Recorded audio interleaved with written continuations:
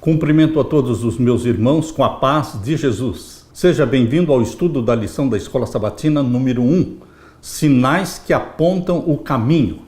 Antes de começar, vamos orar. Pai querido que estás nos céus, na Tua presença estamos buscando a Tua bênção. A maior de todas as bênçãos é o derramamento do Espírito Santo sobre mim e os meus irmãos. Abre a nossa mente para compreendermos as mensagens que o Senhor tem para nós no Evangelho de João, o discípulo amado. Em nome de Jesus pedimos. Amém, Senhor. Sinais que apontam o caminho. O verso áureo, João capítulo 20, verso 30 e 31. Jesus fez diante dos seus discípulos muitos outros sinais que não estão escritos neste livro. Estes, porém, foram registrados para que vocês creiam que Jesus é o Cristo, o Filho de Deus, e para que, crendo, tenham vida em seu nome. João escreveu o seu evangelho diferente dos demais, diferente de Mateus, Lucas e Marcos. João escreveu o evangelho com um propósito em mente: fazer com que todos creiam que Jesus é Deus. Ele já começa o seu evangelho no capítulo 1 falando que Jesus é Deus. É o Verbo encarnado que habitou entre nós. Portanto, João relatou milagres, experiências que foram registradas para que você creia que Jesus Cristo é o Filho de Deus e que, crendo, tenha vida em seu nome. Por que João escreveu seu evangelho? Será que ele desejava enfatizar os milagres de Jesus ou alguns dos seus ensinos específicos? Sob o poder e a influência do Espírito Santo, João explicou o porquê. O apóstolo disse que, embora muitas outras coisas pudessem ter sido escritas sobre a vida de Jesus, as histórias que ele incluiu foram registradas para que os leitores crescem que Jesus Cristo é o Filho de Deus. Nesta semana, estudaremos alguns dos primeiros milagres de Jesus, conforme relatados por João, desde a transformação da água em vinho nas bodas de Caná, como também a cura do filho de um oficial até a cura do paralítico no tanque de Betesda. João chama esses milagres de sinais, a eventos miraculosos que apontam para uma realidade mais profunda, que Jesus é o Messias, Jesus é Deus, Deus encarnado. Em todos esses relatos encontramos exemplos de pessoas que responderam com fé, e os exemplos delas nos convidam a fazer o mesmo. O Evangelho de João é o meu evangelho preferido, porque exalta Jesus Cristo como Deus, o Filho do homem e o Filho de Deus, 100% Deus, 100% homem. Esse é o nosso Salvador. Que você se regozije em Jesus Cristo, nosso maior tesouro. Aleluia! Na parte de domingo, o casamento em Caná. Abra sua Bíblia e vamos ler aqui em João capítulo 2, vamos ler os versos 1 até o verso 11. E ao terceiro dia fizeram-se umas bodas em Caná da Galileia, e estava ali a mãe de Jesus. E foi também convidado Jesus e os seus discípulos para as bodas. E faltando vinho, a mãe de Jesus lhe disse: não tem vinho. Disse-lhe Jesus: mulher, que tenho eu contigo? Ainda não é chegada a minha hora. Sua mãe disse aos serventes: fazei tudo quanto ele vos disser. E estavam ali postas 6 talhas de pedra para purificações dos judeus, e em cada uma cabia 2 ou 3 almudes. Disse-lhes Jesus: enchei de água essas talhas. E encheram-nas até em cima. E disse-lhes: tirai agora, e levai ao mestre-sala. E levaram. E logo que o mestre-sala provou a água feita vinho, não sabendo de onde viera, se bem que o sabiam os serventes que tinham tirado a água, chamou o mestre-sala ao esposo.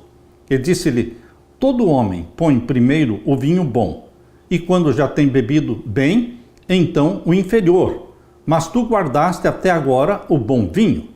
Jesus principiou assim os seus sinais em Caná da Galileia e manifestou a sua glória, e os seus discípulos creram nele.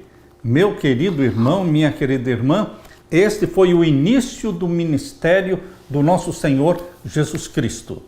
Aqui foi o primeiro milagre de Jesus numa festa de casamento. Do Jordão, Jesus voltou para a Galileia.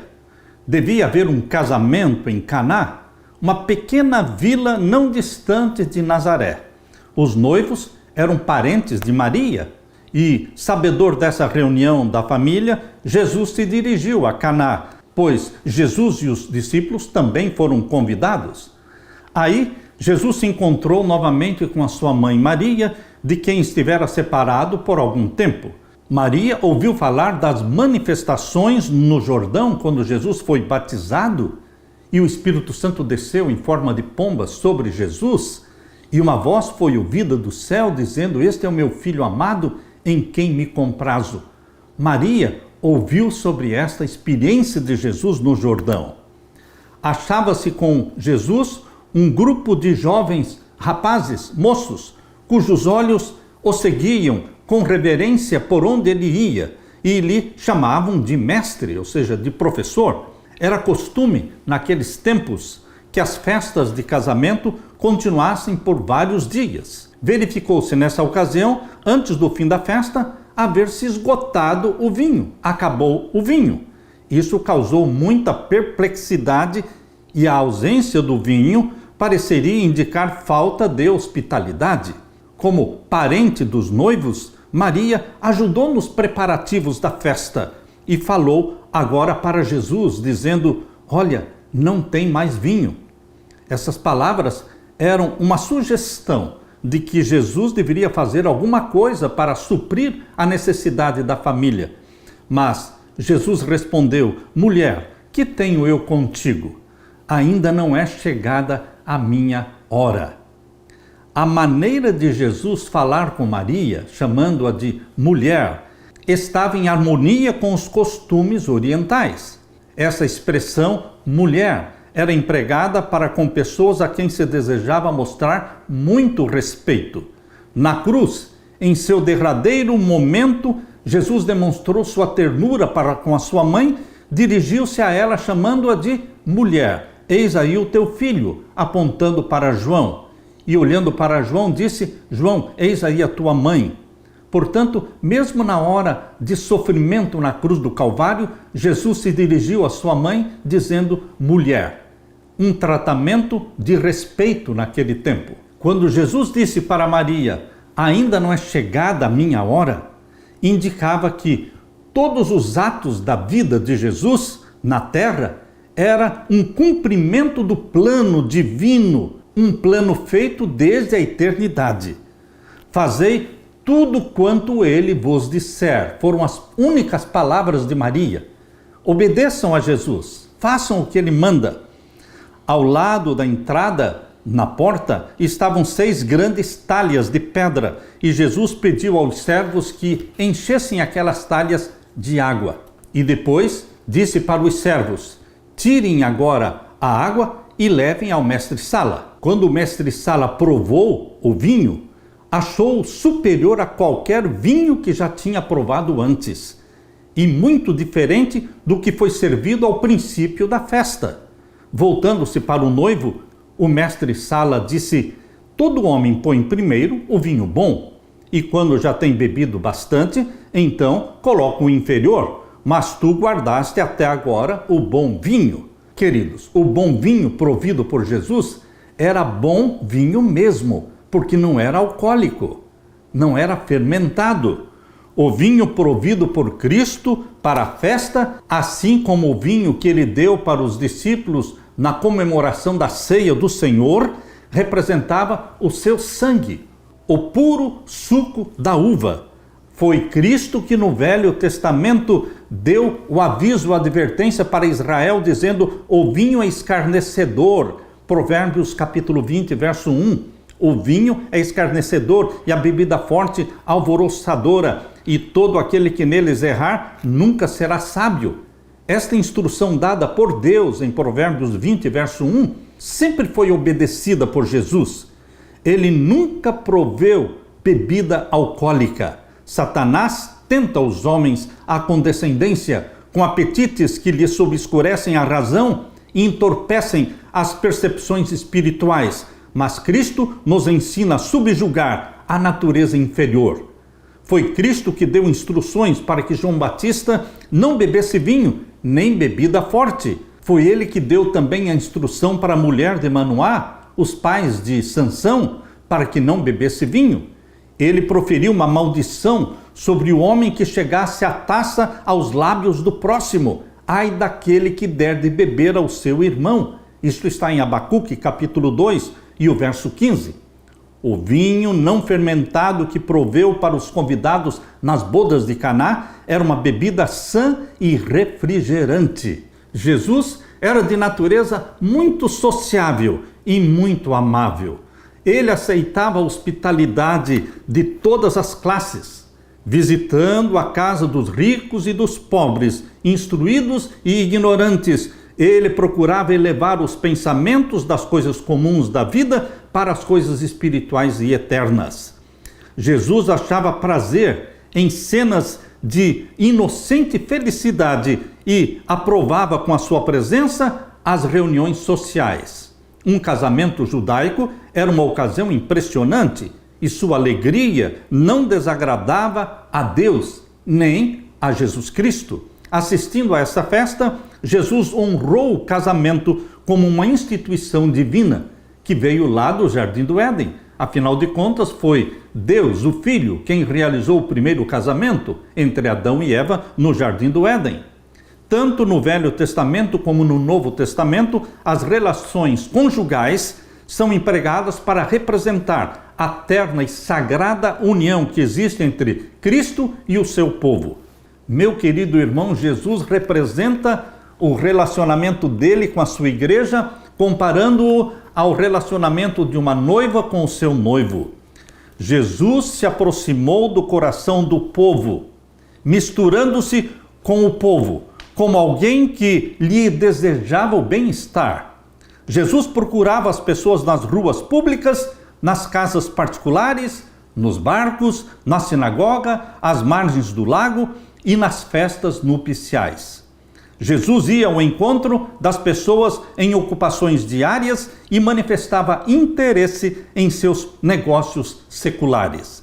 A poderosa simpatia pessoal de Jesus emanava dele, conquistava os corações. Jesus se retirava muitas vezes para as montanhas a fim de orar a sós, em quietude. Desses períodos de comunhão com Deus, ele voltava para aliviar o enfermo. Ele se misturava com a multidão para instruir o ignorante e quebrar as cadeias dos cativos de Satanás. Esta era a missão de Jesus, libertar os oprimidos do diabo. Jesus ensinava-os sentado entre eles na encosta da montanha, outras vezes às margens do lago ou caminhando em sua companhia. O exemplo da vida de Jesus, ao participar do casamento das bodas em Caná da Galileia e ter realizado o seu primeiro milagre na festa de casamento, este exemplo de Jesus é para você e para mim uma demonstração que não devemos renunciar às reuniões sociais. Não devemos nos retirar das pessoas que queremos salvar. A fim de atingir todas as classes, precisamos ir ter com elas onde elas estão.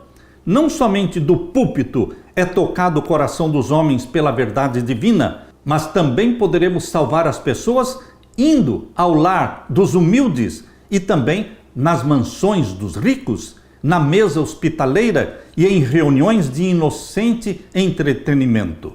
Como discípulos de Cristo, não nos misturemos com o mundo por mero gosto do prazer. Não nos unamos a eles nas tolices. Aonde quer que formos, nós deveremos levar conosco Jesus e revelar aos outros quão precioso é o nosso Salvador.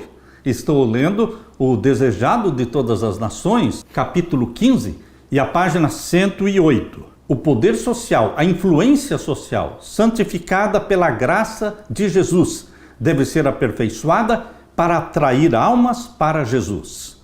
Nunca deveríamos dar ao mundo a falsa impressão de que os cristãos são uma gente triste, descontente. Jesus quer que você e eu mostremos para o mundo que os cristãos não são estátuas, mas sim homens e mulheres animados, contentes, sorridentes e felizes. Aonde quer que formos, devemos levar conosco Jesus e mostrar aos outros quão precioso é o nosso Salvador. Aleluia! Na parte de segunda-feira, o segundo sinal na Galileia. Abra sua Bíblia agora em João capítulo 4. João capítulo 4, vamos ler os versos 46 a 54. Segunda vez foi Jesus a Caná da Galileia. Pela segunda vez ele foi a Caná da Galileia, onde da água fizera vinho. E havia ali um oficial, cujo filho estava enfermo em Cafarnaum. Ouvindo este que Jesus vinha da Judéia para a Galileia, foi ter com ele e rogou-lhe que descesse e que curasse o seu filho, porque já estava à morte. Então Jesus lhe disse: se não virdes sinais e milagres, não crereis. Disse-lhe o oficial: Senhor, desce, antes que o meu filho morra. Disse-lhe Jesus: vai, o teu filho vive. E o homem creu na palavra que Jesus lhe disse e foi-se. E descendo ele logo, saíram-lhe ao encontro os seus servos e lhe anunciaram, dizendo: o teu filho vive. Perguntou-lhes, pois, a que hora se achara melhor? E disseram-lhe: ontem, às 7 horas, a febre o deixou. Entendeu, pois, o pai, que era aquela mesma hora em que Jesus lhe disse: o teu filho vive, e creu nele, e toda a sua casa. E Jesus fez este segundo milagre quando ia da Judéia para a Galileia. Na cidade de Cafarnaum, as notícias atraíram a atenção de um nobre judeu, um oficial ao serviço do rei. Um filho desse oficial estava sofrendo de moléstia aparentemente incurável. Os médicos o haviam desenganado, porém, ao ouvir o pai falar de Jesus Cristo, decidiu rogar auxílio de Jesus. A criança estava muito mal e temia-se que não viveria até o seu retorno. Mas o oficial resolveu que deveria ir pessoalmente apresentar seu pedido a Jesus Cristo. Chegando a Caná, encontrou uma grande multidão rodeando Jesus. Coração ansioso, procurou abrir caminho até a presença de Jesus. Ao ver aquele homem simplesmente vestido, poento, exausto da viagem, vacilou a fé daquele oficial. Duvidou que esse homem pudesse curar o seu filho. Obteve, porém, uma entrevista com Jesus e expôs o objetivo da sua presença e rogou ao Salvador que o acompanhasse até a sua casa. Mas Jesus conhecia a dor daquele pai. Antes que o oficial houvesse partido de casa, Jesus viu a aflição daquele pai. Sabia que o pai estabelecera em seu espírito condições para crer em Jesus. A menos que ele cure o meu filho, eu não o aceitarei como Messias. Enquanto o oficial esperava pela resposta de Jesus, Jesus disse: se não virdes sinais e milagres, não crereis. No entanto, aquele oficial, aquele pai aflito, ele possuía um certo grau de fé, pois saiu de casa e veio até Jesus Cristo fazer o pedido. Jesus tinha um dom ainda maior para dar para aquele pai. Desejava não somente curar o seu filho, mas tornar aquele oficial e a sua casa participantes das bênçãos da salvação e acender uma luz na cidade de Cafarnaum, que se devia tornar em breve o cenário dos seus próprios labores. Em angustiosa súplica, aquele pai clamou, dizendo: Senhor, desce antes que o meu filho morra. Sua fé se apoderou de Jesus. O Salvador não pôde recusar o pedido daquela alma aflita. E então Jesus disse: vai, o teu filho vive. Na mesma hora, os que cuidavam da criança moribunda no lar de Cafarnaum notaram uma súbita e misteriosa mudança. Ergueu-se do semblante daquele menino doente, ergueu-se do seu semblante a sombra da morte. O rubor da febre cedeu lugar ao suave brilho da saúde que voltou. Caná não ficava distante de Cafarnaum, de modo que o oficial poderia haver chegado em casa no mesmo dia. mas ele se demorou e chegou em casa no dia seguinte, na manhã seguinte. Estando ainda a alguma distância de casa, seus servos saíram correndo ao encontro dele, ansiosos de lhe sossegar a alma, que acreditavam que estava aflita. Entretanto, o pai não demonstrou nenhuma surpresa quando disseram que o seu filho estava curado. Ele só perguntou a que horas ele ficou curado. E disseram: ontem, à 7ª a febre o deixou. Aquele pai então entendeu que foi na mesma hora em que Jesus falou: teu filho vive. Foi naquele mesmo momento em que sua criança foi curada. Aquele oficial desejava conhecer agora mais de Jesus. Ao ouvir posteriormente os ensinos de Jesus, ele e todos os da sua casa se tornaram discípulos de Jesus. Aquele que abençoou o nobre pai de Cafarnaum está igualmente desejoso de nos abençoar também, a você e a mim. Como aquele aflito pai, nós somos muitas vezes levados a buscar a Jesus pelo desejo de algum bem terrestre, de alguma cura, de algum milagre. O Salvador anela nos dar maiores bênçãos do que lhe pedimos. O oficial de Cafarnaum queria ver atendida a sua oração antes de crer. Teve, porém, que crer em Jesus Cristo antes de ver o milagre. Você também e eu precisamos aprender. Nós temos que crer, porque para aquele que crê, tudo é possível. Não porque vejamos, não porque sintamos alguma coisa, mas devemos crer antes de ver, antes de sentir. Toda súplica penetra o coração de Deus. Tendo pedido as suas bênçãos, devemos crer que as recebemos. É o crer, não é o ver, não é o sentir, mas é o crer na palavra que saiu da boca de Deus. Como Jesus disse para aquele oficial de Cafarnaum: vai, o teu filho vive. Ele creu antes de ver o filho curado. Por isso, ele se acalmou, ele se tranquilizou. Jesus tem bênçãos especiais para você também, querido pai, querida mãe, querido irmão, querida irmã. Mas nós temos que crer. Não espere ver para crer, mas creia. E você então verá a glória de Deus. Aleluia! Na parte de terça-feira, o milagre junto ao tanque de Betesda. Agora eu convido você para que leia comigo João capítulo 5. João capítulo 5, vamos ver os versos 1 até o verso 9. Depois disto, havia uma festa entre os judeus e Jesus subiu a Jerusalém. Ora, em Jerusalém há, próximo à porta das ovelhas, um tanque chamado em hebreu Betesda, o qual tem 5 alpendres. Nestes jazia grande multidão de enfermos, cegos, mancos, ressecados, esperando o movimento das águas. Porquanto um anjo descia em certo tempo ao tanque e agitava a água, e o primeiro que ali descia, depois do movimento da água, sarava de qualquer enfermidade que tivesse. E estava ali um homem que havia 38 anos se achava enfermo. E Jesus, vendo este homem deitado e sabendo que estava neste estado havia muito tempo, disse-lhe: queres ficar são? E o enfermo respondeu-lhe: Senhor, não tenho homem algum que, quando a água é agitada, me meta no tanque, mas enquanto eu vou, desce outro antes de mim. Jesus lhe disse: levanta-te, toma a tua cama e anda.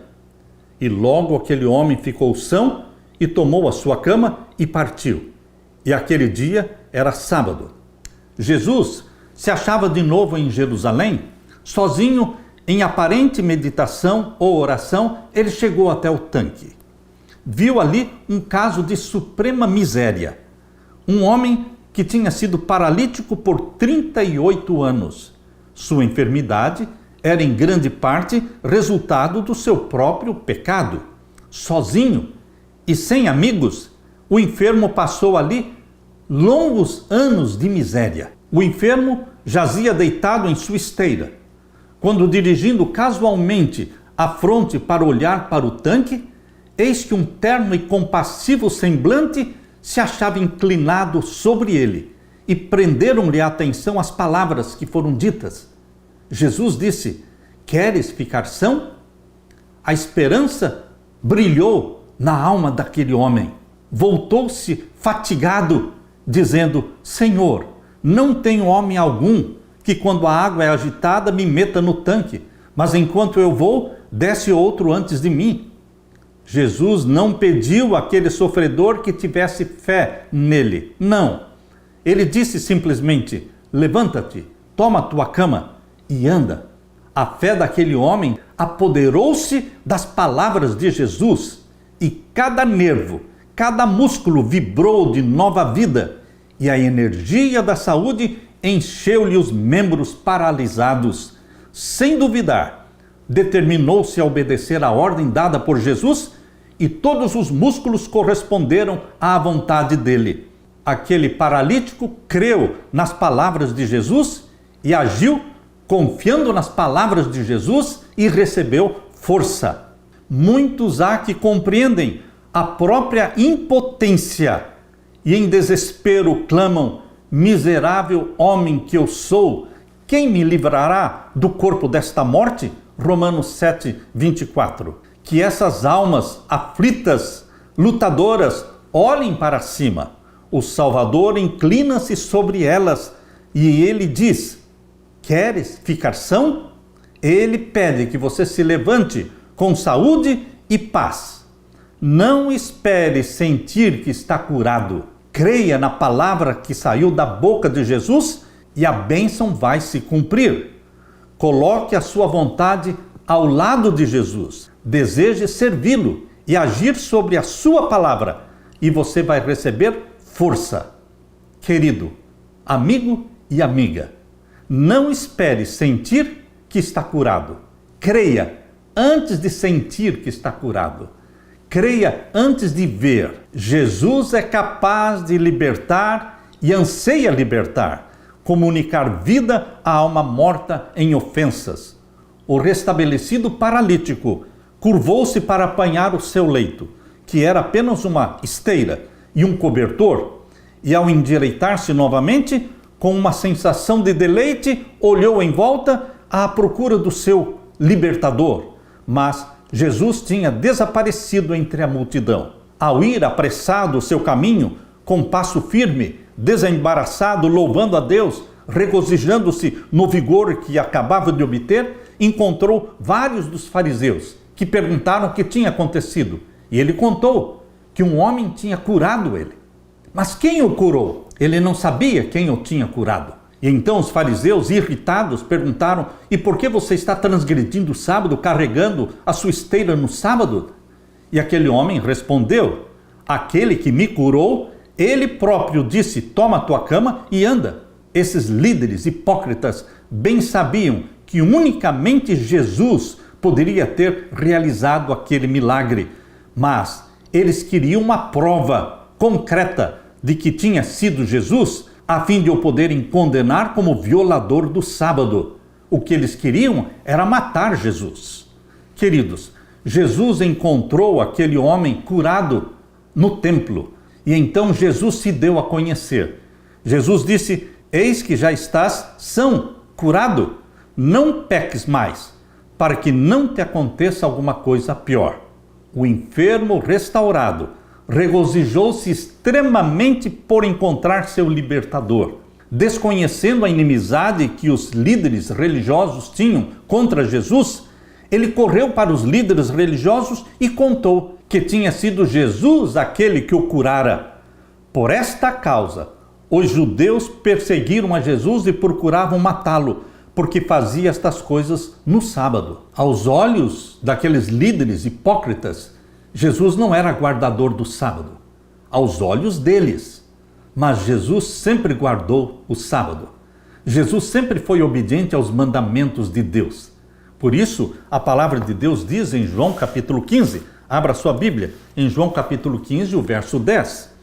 Se guardardes os meus mandamentos, permanecereis no meu amor, do mesmo modo que eu tenho guardado os mandamentos do meu Pai e permaneço no seu amor. Jesus mesmo está dizendo: eu tenho guardado os mandamentos do meu Pai e permaneço no seu amor. Só que Jesus não guardava o sábado do jeito que os judeus guardavam. Queridos, nós não devemos guardar o sábado do mesmo jeito que os judeus guardavam. Jesus veio nos ensinar como guardar o sábado. é lícito fazer bem aos sábados, salvar almas aos sábados, curar pessoas aos sábados, alimentar os famintos aos sábados, visitar pobres, necessitados, viúvas e órfãos aos sábados. Jesus disse, é lícito fazer bem aos sábados. Jesus veio para libertar o sábado daquelas enfadonhas exigências que o haviam tornado uma maldição em vez de bênção. Por isso, Jesus escolheu intencionalmente o sábado para realizar a cura daquele paralítico junto ao poço de Betesda. Poderia haver curado o enfermo em qualquer outro dia da semana, mas escolheu fazer no sábado. Por quê? Ele queria destruir o legalismo que eles criaram em torno do sábado. O sábado é o dia do Senhor, o selo do Deus vivo. Queridos, o quarto mandamento da lei de Deus, Êxodo capítulo 20, versos 8 até 11, diz, lembra-te do dia do sábado para o santificar. Mas o mandamento de Deus não proíbe curar no sábado. Não exige que você caminhe somente 1000 metros no sábado. A tradição dos judeus. Eles criaram muitos mandamentos através da tradição. E estes mandamentos que vieram da tradição tornaram o sábado um dia ruim, um dia de maldição em vez de bênção. Jesus veio para libertar o sábado daquelas enfadonhas exigências que o haviam tornado uma maldição em vez de bênção. Jesus afirmou pela sua vida que a obra de aliviar os aflitos estava em plena harmonia com a lei do sábado. Deus não deseja que as suas criaturas sofram nem uma hora, nem um minuto sequer de dor que possa ser aliviada no sábado ou qualquer outro dia da semana. O sábado é para ser um dia de bênção. O sábado não se destina a ser um período de inútil atividade. A lei proíbe o trabalho secular no dia do repouso do Senhor. O trabalho que constitui o ganha-pão deve cessar. Nenhum trabalho que vise prazer ou proveitos mundanos é lícito no sábado. Mas como Deus cessou seu labor de criar e repousou no sábado e o abençoou, assim deve o homem e a mulher, todos nós, deixarmos nossas ocupações da vida diária e devotarmos as horas sagradas do sábado para um saudável repouso, culto e boas obras. O ato de Jesus em curar o enfermo estava em perfeito acordo com a lei de Deus. Era uma obra que honrava o sábado. Jesus é o nosso exemplo. Nós não estamos aqui para guardar o sábado da forma como os judeus guardavam o sábado. Os judeus não caminhavam mais do que 1000 metros no sábado. Os judeus não curavam as pessoas no sábado. O nosso exemplo quanto à observância do sábado é Jesus. Imitar Jesus Cristo. Devemos nos esvaziar do nosso eu, porque Jesus Cristo esvaziou-se do seu eu para fazer a vontade do Pai Celestial. Tão plenamente Jesus era vazio do eu que ele não tinha planos para si mesmo. Assim também você não deve fazer planos para si mesmo, mas buscar de Deus. Quais são os teus planos para mim, Pai Celestial? Querido Jesus, Jesus aceitava os planos que Deus, o Pai, tinha feito para ele. E o Pai desdobrava e revelava dia a dia os planos para Jesus. Assim, devemos nós também confiar em Deus, para que a nossa vida seja uma simples operação da vontade do nosso Pai Celestial. Queridos, Jesus não fazia planos para si mesmo, mas cumpria com os planos que o Pai tinha para ele. E o Pai revelava para ele, dia após dia, desdobrando diante dele a agenda do dia, onde ir, o que fazer. Jesus quer que você também seja guiado pelo Espírito Santo e que você também possa, como Jesus, falar: a minha comida e a minha bebida é fazer a vontade daquele que me enviou. Aleluia! Na parte de quarta-feira, corações duros. Corações não ficam endurecidos de uma hora para outra, de um dia para o outro. É um processo de pecados conscientes. É um processo de pecados familiares que vai endurecendo pouco a pouco os corações e tornando-nos cegos. Abra sua Bíblia e vamos ler João capítulo 5 e os versos 10 a 16. Então os judeus disseram àquele que tinha sido curado: é sábado, não te é lícito levar a cama. Era impossível eles se regozijarem com o homem curado. Esse homem curado estava radiante, feliz, alegre, mas os hipócritas líderes religiosos, eles ficaram irritados e eles não viram a bênção da cura. Eles viram o legalismo do sábado. Por isso eles disseram: é sábado, não te é lícito levar a cama. Ele respondeu-lhes: aquele que me curou, ele próprio disse: toma a tua cama e anda. Perguntaram-lhe, pois: quem é o homem que te disse: toma a tua cama e anda? E o que fora curado não sabia quem era, porque Jesus se havia retirado em razão de aquele lugar haver grande multidão. Depois, Jesus encontrou-o no templo e disse-lhe: eis que já estás são, não peques mais, para que não te aconteça alguma coisa pior. E aquele homem foi e anunciou aos judeus que Jesus era o que o curara. E o verso 16: e por esta causa os judeus perseguiram a Jesus e procuravam matá-lo, porque fazia estas coisas no sábado. Quando Jesus se revelou lá no templo ao homem que tinha sido curado, ele disse imediatamente aos líderes religiosos que Jesus o tinha curado. Poderíamos imaginar que esse seria o momento perfeito para aqueles líderes religiosos louvarem a Deus. Mas em vez disso, os líderes perseguiram a Jesus porque fazia estas coisas no sábado. Queridos, o ministério de Jesus na terra, de 3 anos e meio, foi de incessante cura, milagres, sinais, expulsão de demônios, trazendo libertação, libertando os oprimidos do diabo. Todas as obras realizadas por Jesus em seu ministério eram obras que estavam em harmonia com a lei do sábado, conforme o mandamento. Mas Jesus transgredia o legalismo fariseu. Aos olhos dos fariseus hipócritas, Jesus era transgressor do sábado. Queridos, hoje muitas pessoas ainda continuam dizendo que Jesus era transgressor do sábado. Eu já ouvi dezenas de pessoas se desculpando, dizendo: eu não preciso guardar o sábado, porque Jesus também não guardava o sábado. Queridos, aqueles que se desculpam falando assim, estão dizendo que Jesus não era guardador do sábado. Mas Jesus veio à terra mostrar como guardar o sábado. Não é para você fazer no sábado o trabalho dos 6 dias para o seu ganha-pão, os trabalhos para o sustento da sua família. Não, para isso Jesus deu 6 dias na semana. Mas é lícito no sábado curar, alimentar, estender a mão para o pobre, para o necessitado. Jesus nos ensina como guardar o sábado. No Evangelho de João, capítulo 9, os versos 1 até o verso 16, lemos a história da cura do cego de nascença. E passado Jesus, viu um homem cego de nascença, e os seus discípulos lhe perguntaram, dizendo: Rabi, quem pecou, este ou seus pais, para que nascesse cego?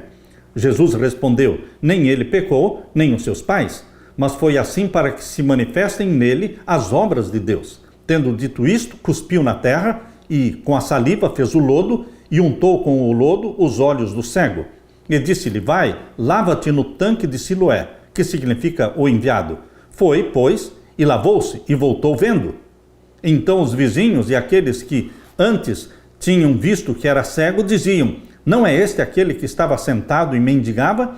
Uns diziam: é este. E outros diziam: parece-se com ele. E ele dizia: sou eu. Diziam-lhe, pois: como se te lhe abriram os olhos?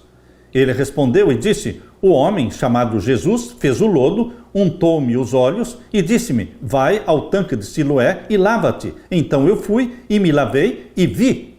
Disseram-lhe, pois: onde está ele? Respondeu: não sei. Levaram, pois, aos fariseus o que dantes era cego. E era sábado, quando Jesus fez o lodo e lhe abriu os olhos. Tornaram, pois, também os fariseus a perguntar-lhe como vira. E ele lhes disse: pôs-me lodo sobre os olhos e lavei-me e vejo. Então alguns dos fariseus diziam: este homem não é de Deus, pois não guarda o sábado. Diziam outros: como pode um homem pecador fazer tais sinais? e havia dissensão entre eles. Queridos, estes líderes religiosos não podiam entender que as acusações deles contra Jesus, dizendo que Jesus não era guardador do sábado, eram acusações falsas. Eles não usavam a lei de Deus, os 10 mandamentos, para dizer que Jesus não era guardador do sábado. Eles usavam suas regras, sua tradição, porque a lei de Deus não proibia curar no sábado, não proibia fazer o bem no sábado. Jesus transgredia, sim, as tradições dos judeus, não o mandamento de Deus. Hoje você, meu querido irmão, minha querida irmã, Deus está chamando você para que você guarde os mandamentos dele, os 10 mandamentos. E o Espírito Santo gera em você o espírito de obediência. O espírito de obediência de Jesus é implantado em você para guardarmos os mandamentos de Deus, como Jesus guardava os mandamentos de Deus. Mas não deveremos entrar no legalismo dos judeus. Repetidas vezes, Jesus escolheu o sábado, exatamente o sábado, para realizar os milagres, para quebrar as tradições dos judeus e para ensinar aos que são sinceros de coração a forma correta, abençoada por Deus, de guardar o sábado. Assim também hoje nós devemos viver em obediência aos mandamentos de Deus, sem legalismo, salvos unicamente pela fé em Jesus Cristo. Mas todos os salvos em Jesus terão prazer em obedecer os mandamentos de Deus. Aleluia! Na parte de quinta-feira, as reivindicações de Jesus. Jesus reivindicava sua divindade. Ele se proclamava como filho de Deus. Ele se proclamou como filho do homem, porque ele assumiu a natureza humana, mas ele nunca abandonou a sua divindade. Jesus nunca deixou de ser Deus. Queridos, era Deus vivendo entre os homens. Abra sua Bíblia e vamos ler então em João capítulo 5 e os versos 16 a 18. Aqui lemos: E por esta causa os judeus perseguiram a Jesus e procuravam matá-lo porque fazia estas coisas no sábado. E Jesus lhes respondeu: Meu Pai trabalha até agora e eu trabalho também. Porque Jesus disse que Deus era o seu Pai, eles queriam matá-lo. Mas Deus era o Pai de Jesus. Jesus é filho de Deus. Ele foi gerado pelo Espírito Santo. E o verso 18 diz: Por isso, pois, os judeus ainda mais procuravam matá-lo, porque não só quebrantava o sábado não da lei de Deus, dos 10 mandamentos, quebrantava o sábado das tradições dos judeus. Por isso queriam matá-lo, porque quebrantava o sábado, mas também dizia que Deus era seu próprio Pai, fazendo-se igual a Deus. Eram todas acusações falsas. Acusações falsas de que Jesus transgredia o sábado, acusações falsas de que Jesus não era filho de Deus.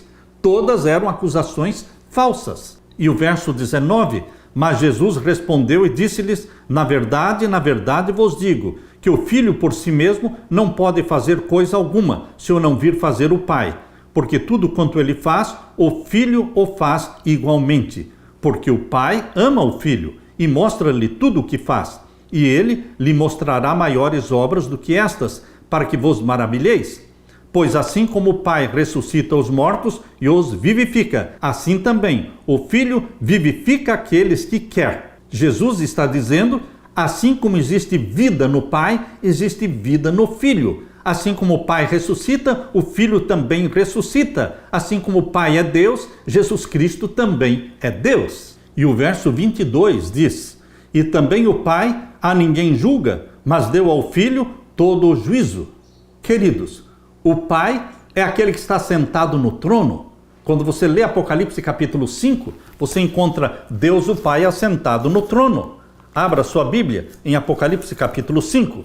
Ele é quem tem o livro selado com 7 selos na mão. E aqui diz em Apocalipse 5, verso 1: E vi na destra do que estava sentado sobre o trono um livro escrito por dentro e por fora, selado com 7 selos. Este Deus assentado no trono e tendo na sua mão o livro selado com 7 selos, este é o Deus Pai. Mas qual é a certeza disso?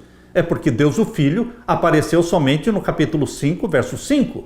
Somente no capítulo 5, verso 5, foi introduzido o filho, diz aqui o verso 5. E disse-me um dos anciãos: não chores, eis aqui o leão da tribo de Judá, a raiz de Davi, que venceu para abrir o livro e desatar os seus 7 selos. Portanto, meu querido irmão, minha querida irmã, Deus o Pai está sentado no trono, tendo o livro selado com 7 selos na mão, e não o pode abrir. Por que não o pode abrir? Aqui diz o capítulo 5 e o verso 2. E viu um anjo forte, bradando com grande voz: quem é digno de abrir o livro e de desatar os seus selos? E ninguém no céu, nem na terra, nem debaixo da terra, podia abrir o livro, nem olhar para ele. E eu chorava muito, porque ninguém fora achado digno de abrir o livro, nem de olhar para ele. O livro selado com 7 selos é o livro do juízo, no santuário celestial. Queridos, o Pai está com o livro selado com 7 selos, o livro do juízo celestial, e não pode abrir. Por quê?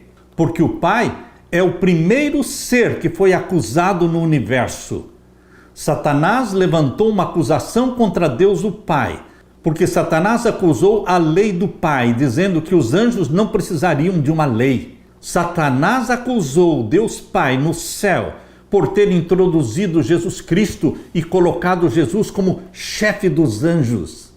Chefe dos anjos era a posição cobiçada por Lúcifer, mas Deus o Pai deu para Jesus, o seu filho, a posição de chefe dos anjos. E então Lúcifer se rebelou contra Deus e acusou a Deus de ser injusto, de ser arbitrário, e falou contra a lei de Deus. Por isso, meu querido irmão, o juízo celestial foi montado. Por isso Deus colocou no seu calendário profético o juízo celestial. No Apocalipse é revelado o cenário da sala do juízo celestial. Quando você lê no capítulo 4 de Apocalipse, você vê a sala do juízo, onde tem o trono do Deus Pai, cercado por 24 outros tronos, onde estão assentados 24 anciãos comprados da terra. Queridos, esta é a sala do juízo celestial, tendo o trono de Deus.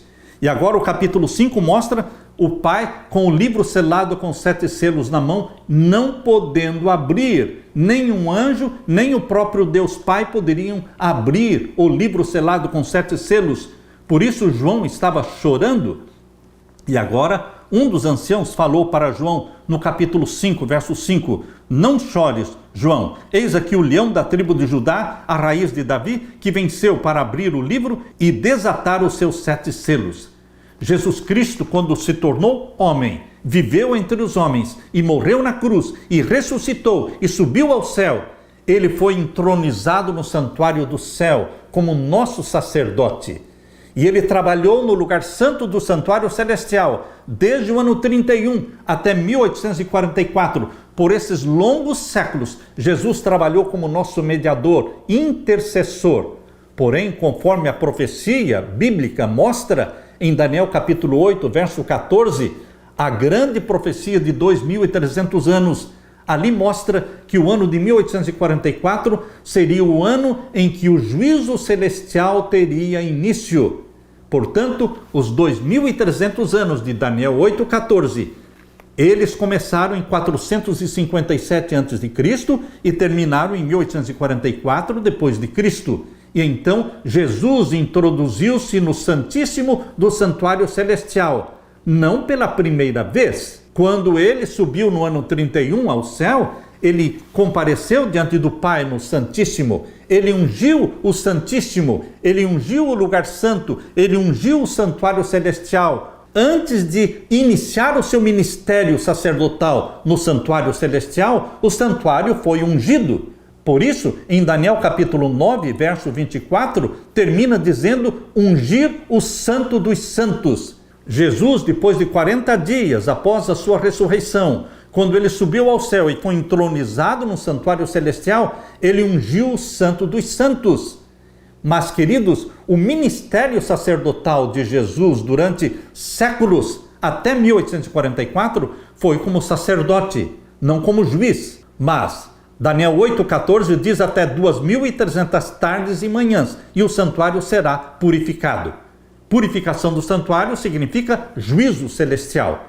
E isso começou em 1844, quando Jesus entrou no Santíssimo para iniciar o juízo, para pegar o livro selado com 7 selos das mãos do Pai e começar a abrir selo após selo. São 7 fases no juízo celestial. Cada selo apresenta um grupo de pessoas que são julgadas no juízo celestial. Os 6 primeiros selos mostram o processamento do juízo celestial. E o 7º selo mostra o fim do juízo celestial, o fechamento da porta da graça. Isso está em Apocalipse 8, versos 1 até o verso 5. É o fechamento da porta da graça. Meu querido irmão, quando João capítulo 5, abra sua Bíblia novamente em João capítulo 5 e vamos ver o verso 22. Quando nós lemos aqui, verso 22, e também o Pai a ninguém julga, mas deu ao Filho todo o juízo, isso leva a nossa mente para Apocalipse 4 e 5. Porque é ali em Apocalipse 5 que mostra que o Pai não pode julgar. E ele escolheu que o Filho seja o juiz no santuário celestial. Por isso, Apocalipse 5, verso 7, mostra Jesus entrando na presença do Pai para receber o livro. Esta cena de Apocalipse 5, verso 7, está em plena harmonia com Daniel capítulo 7, verso 13, que mostra também Jesus Cristo vindo ao Pai para iniciar o juízo. Queridos, o Pai a ninguém julga, mas deu ao Filho o poder de julgar. João capítulo 5, verso 22. E aqui diz no verso 23, para que todos honrem o Filho como honram o Pai. Quem não honra o Filho, não honra o Pai que o enviou.